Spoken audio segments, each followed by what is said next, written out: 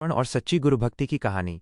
एकलव्य और द्रोणाचार्य। महाभारत काल की बात है। हस्तिनापुर के पास एक वन में एक भील बालक रहता था जिसका नाम एकलव्य था। उसका सपना था कि वो धनुर्विद्या में पारंगत होकर एक महान धनुर्धर बने। उन दिनों गुरु द्रोणाचार्य सबसे श्रेष्ठ धनुर्विद्या के गुरु माने जाते थे। का आश्रम था जहां वे कौरवों और पांडवों को शिक्षा देते थे, जिनमें अर्जुन सबसे प्रिय और होनहार शिष्य थे। एकलव्य ने द्रोणाचार्य के पास जाकर उनसे शिक्षा देने की विनती की, लेकिन गुरु द्रोणाचार्य ने एकलव्य को शिक्षा देने से इनकार कर दिया।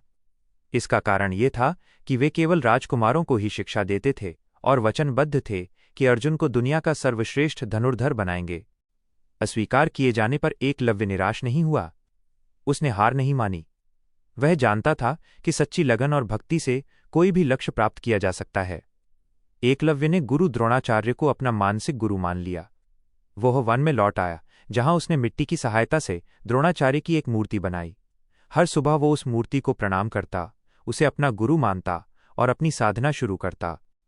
एकलव्य दिन रात कठिन अभ्यास करने लगा। वो जंगल में जानवरों के साथ रहता, उनके हरकतों का अध्ययन करता और खुद से धनुर्विद्या की नई नई तकनीकें विकसित करता।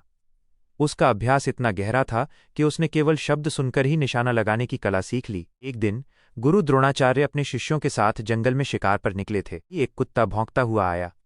कुत्ते के भौंकने से एक बाण आया और कुत्ते का मुंह बंद हो गया, लेकिन कुत्ते को चोट नहीं लगी थी। देखकर गुरु द्रोणाचार्य हैरान हो गए। उन्होंने अर्जुन की ओर देखा और अर्जुन ने कहा कि यह बाण किसी बड़े धनुर्धर का है। द्रोणाचार्य ने देखा कि बाण चलाकर भी कुत्ते को कोई चोट नहीं लगी थी। वो हैरान थे कि ऐसी धनुर्विद्या तो उनके किसी भी शिष्य में नहीं थी। द्रोणाचार्य और उनके शिष्य बाण का पीछा करते हुए एकलव्य के पास पहुंचे। देखा कि एक भील लड़का एकांत में अभ्यास कर रहा है और उसके बगल में द्रोणाचार्य की मिट्टी की मूर्ति रखी। द्रोणाचार्य ने उससे पूछा, तुम कौन हो? एकलव्य ने जवाब दिया, मैं एकलव्य, गुरु द्रोणाचार्य का शिष्य। द्रोणाचार्य ने मुस्कुराते हुए पूछा, तुम्हारा गुरु कौन है? एकलव्य ने गर्व से उत्तर दिया, आप ही मेरे गुरु हैं। द्रोणाचार्य ने कहा, अगर मैं तुम्हारा गुरु हूं तो मुझे गुरु दक्षिणा देनी होगी।